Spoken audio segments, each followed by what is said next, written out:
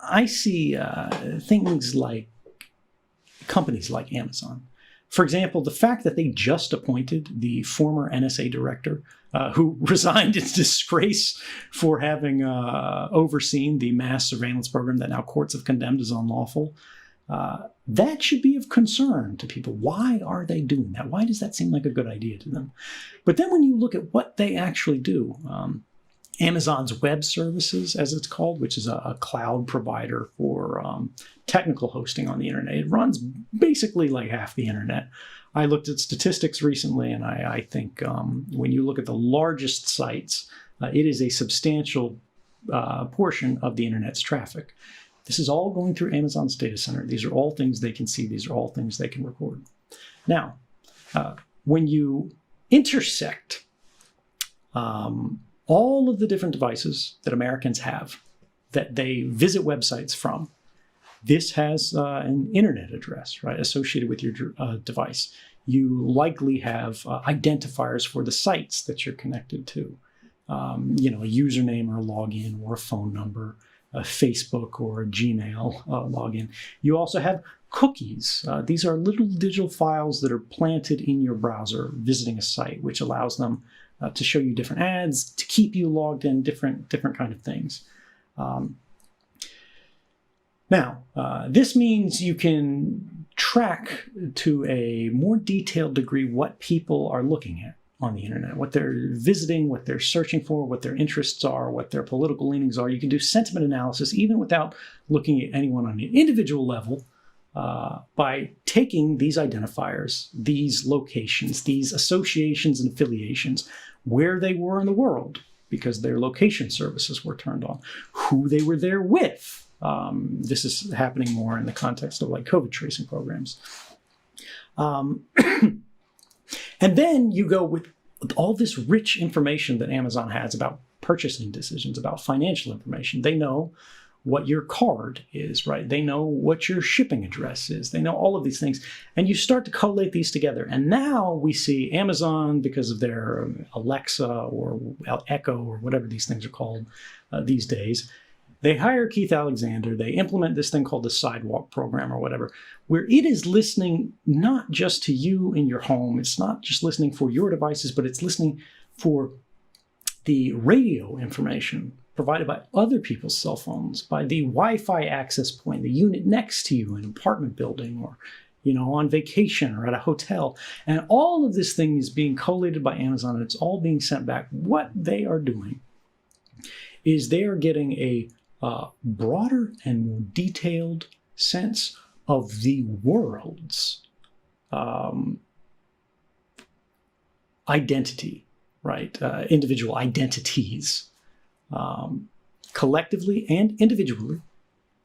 They are cross-referencing them with basically intellectual interests and pursuits and purchasing information. This is called enriching it.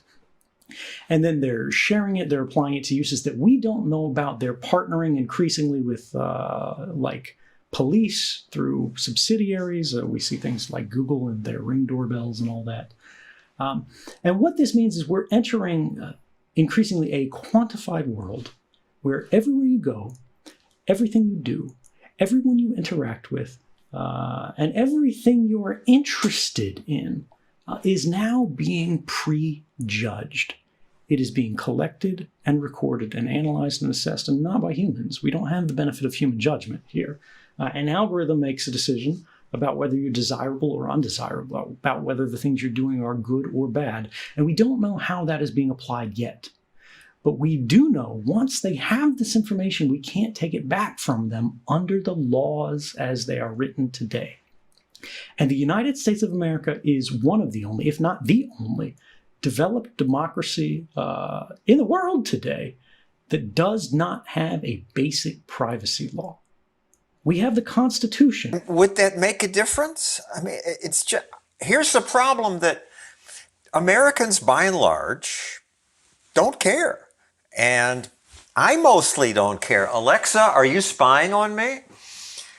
No, I'm not spying on you. Actually, she answers, no, I'm not spying. You can learn more by visiting Amazon.com/Alexa Privacy. She's still going off. And John Oliver had to do a bit with you. Only way he could get people interested in the invasion of privacy was to point out that this little light here where I see the green light, it isn't always on if the NSA is spying on us, and they might take pictures of our private parts and show it to people. Only that got a reaction. The government should not be able to look at dick pictures. If the government was looking at a picture of Gordon's penis, I definitely feel it would be an invasion of my privacy. They should never, ever, the U.S. government have a picture of my dick. Yeah, this is something that's I encounter constantly. And again, I've spoken in places all over the world, all kinds of different countries, all kinds of different audiences, all kinds of different age groups. And I typically hear this as a question being asked by older people. And the interesting thing is it's formulated a lot of times as young people don't care. They go, they're on Facebook, they're on Instagram, they're putting this all out there on social media.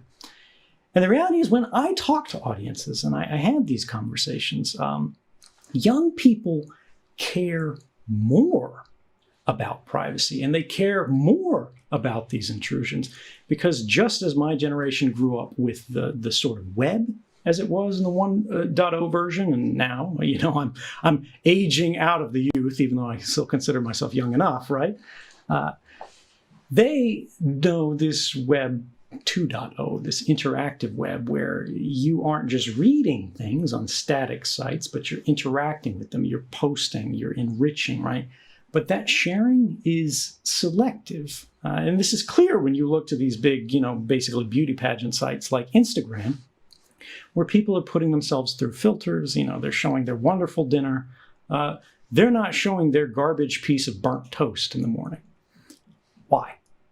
They're doing that because they understand that they are selectively sharing. They're looking at experiences in their lives, at parts of themselves as thoughts, parts of a conversation that they want to bring other people into.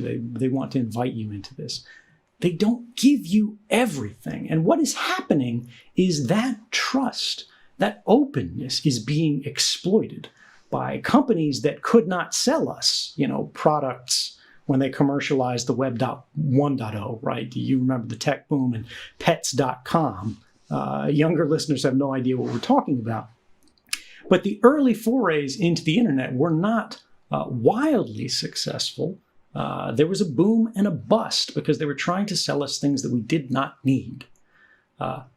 Once they realized that there was only so much they could sell us, they went searching for a new product. That led to the new web, and their new product is us. We are not the users of this system. We are being used by this system. And the reason that you say you don't care about this is, and I say this without any offense intended whatsoever, is because you do not understand the way that that system is being used against you. And that's not due to a failing as you as an individual. That is by design. These companies do not want you to understand how it is being used. They work with lawyers. How is it being used against me? It's profiling you. It is basically creating what's called a pattern of life and a social graph, not just for you, but for everyone. And this means that even if you're trying to do something anonymously, let's say you have something like a cancer scare, right? And you want to look up an oncology clinic. You want to call a doctor, or there's a Planned Parenthood thing happening with a young woman. All of these different things, you just want a moment to seek help. You're in a vulnerable state. And you try to open like a private browser window. By the way, that doesn't work for the kind of tracking that we're talking about here on the network level, just for anybody listening. But a lot of people think it does. And they reassociate your identity based on what's called a fingerprint that they've established of your browser, of your device, of your logins. Google's doing these things on your phone. Apple's doing these things on your phone to different extents. But the idea is they're trying to encapsulate not just what you are, but how you think, how you live, who you interact with, to make you a value in a database, in a set, in a solution that can then be influenced and controlled. And when you ask what they're doing to you, right? This is where people start to lose it, because it feels like an abstraction. It's not clear to them because they haven't seen, a neighbor get marched off on the street, as happened in like World War II, kind of Nazi uprising context, where you've got data sets that were constructed for like a census by a group like IBM, and then it's abused and applied to a different purpose. And we went, well, it's harmless, it's a census, it's something that you want. You don't see how these things are going to be applied later. But what they are doing today, in the most concrete form, as I said, is they are collapsing everything about you into a known value that can then be manipulated. That is the beginning and the end of the system. They want to make you controllable. We talked about mass surveillance before, how it's not effective in the context of surveillance. What is it effective for? It is this kind of intelligence surveillance, which is a means of influence, right? People ask me about terrorism and they go, why weren't these effective for the program or for stopping terrorism? And it's because they were never designed to stop terrorism. They are about diplomatic manipulation. They're about social influence. They're about an informational advantage. They are about power. The corporate variant is about the same thing. When you look at all of these things where we've talked about in the past, like election interference, and this last wave was really ugly with political advertising and targeting, that is just the smallest part of a very big game. The bottom line is power is derived from many means. It can be from violence, it can be from law, it can be from money, financial influence, right? But the new means of influence, the one that is most easily hidden and the one that is the most reliable at scale, which you can't buy off everyone in the world, you can't murder them all if you want to have something to control. And even with law, there are lawbreakers, right? There are the edge cases there.